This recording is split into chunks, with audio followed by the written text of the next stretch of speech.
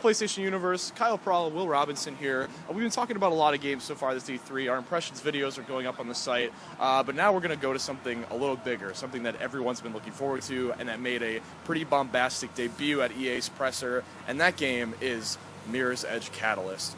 Will was lucky enough to play a scant few minutes of Mirror's Edge Catalyst at day one, but nevertheless, we've got some gameplay impressions. So first off, Will, I don't think this demo is available for people to see, and even if it is, you know, how those trailers are cut up, and, you know, we only catch glimpses online. So what did they actually let you play? What was kind of the extent of the demo? Yeah, well, they allowed us 3 options that we could run into. First one was basically a kind of a speed test or time trial where you try to get to a certain destination within a lot of time, and you get a ranking out of 3 stars. And then you could play over and over to try to get the better time. Sure.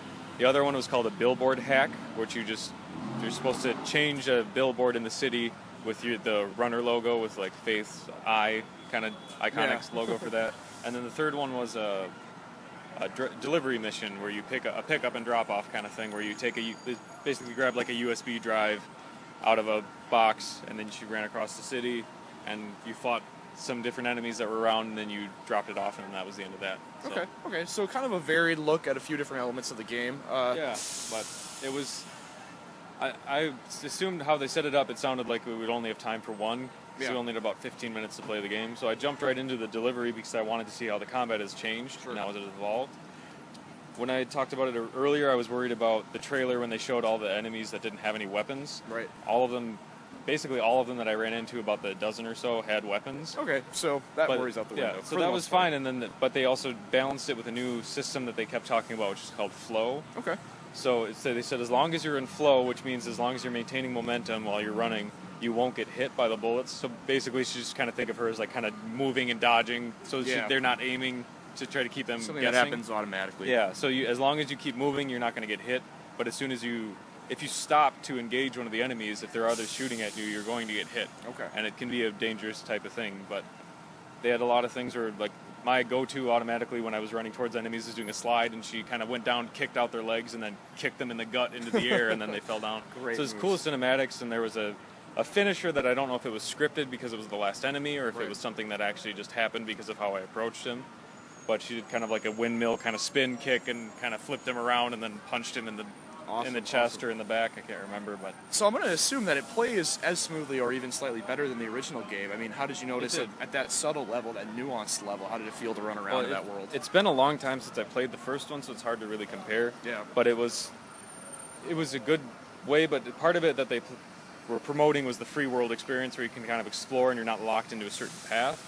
But when you're doing that, it kind of slows you down because you lose all of your momentum in that sense, so it's a really slow kind of grind to get through. So and even when if you just barely miss kind of a turn, or there were a lot of parts where you had to run upstairs and you completely lost your flow, and it just kind of slowed things down, which I mean it's understandable, makes sense, but it was just kind of we'll have to see how that evolves. I wish they would have given us a larger space to run through, because even the time trial sprint was a pretty quick 20-second run.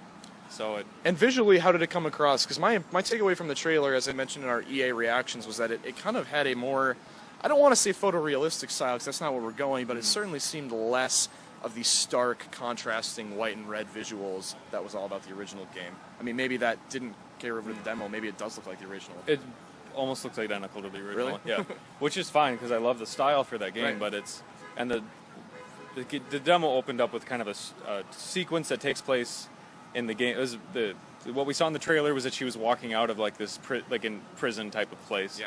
And the demo basically starts with a cutscene when she's like talking to a guy at the desk, and he's letting her through, and all this conversation. You're walking out. So but that was kind of a cool thing too to see, was that they have totally ditched, as far as I know from what we saw, they've totally ditched the comic cutscenes, which is a cool style. But I think it's time for them. That was good that they moved on from that. It's the bigger game. It's the reboot. And that was all that was in third person. So you were looking at Faith talking, and you were looking at the other guy. But then once she got outside of the building, then it was all first-person cutscenes, so that might carry through to the end. Yeah. So maybe a couple big scenes. I mean, maybe with that third person, we'll finally get the fulfillment of the promise to have more of a Faith-centric game and learn about her and her origin story. But it seemed more like an open sandbox and looked like almost kind of like an Assassin's Creed world where you can just kind of climb and experiment and you can figure things out. So once you learn the city, I'm sure you can just start flying through places and getting around quickly. So. And I can't wait to fly through those places and to give that game a try. So a very positive showing here at E3 2015. I'm hoping the story is more improved than the first one, which seems like it's on track to be. So otherwise, this seems like it could be it's going to be a big selling game no matter what, but hopefully it deserves the selling numbers that it gets. So right now I'm confident it's going to. Yes, so. all the power in the world to DICE. Yeah. Thank you, Will, for sharing your Mirror's Edge impressions. I'm really jealous that you got to play it. But and thank you guys for watching. Stay tuned for more impressions videos from PSU here at E3 2015.